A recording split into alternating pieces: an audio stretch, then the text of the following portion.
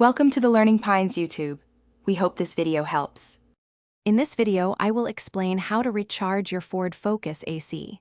First, ensure your vehicle is parked on a level surface and the engine is off. You'll need to gather a few essential tools before starting. This process can save you money and improve your driving comfort. We'll cover everything from identifying the problem to the final steps of a successful recharge. Let's get your AC blowing cold again.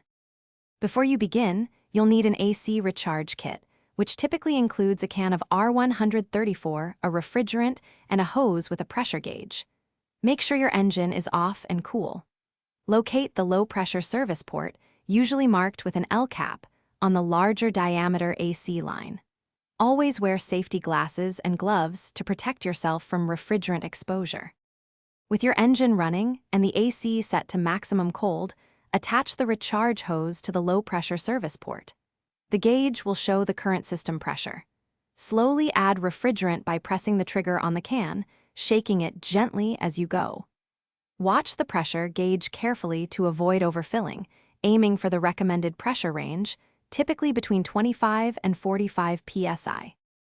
After recharging, test your AC to ensure it's blowing cold air. If the system loses its charge quickly, you likely have a leak that needs to be addressed, possibly with a leak detection kit. If your AC still isn't cold, a professional diagnosis might be needed. Remember, regular maintenance prevents future issues. Also, check the description for a link to Little Tree's black ice and other great deals to keep your car fresh. Thanks for watching. Thanks for watching.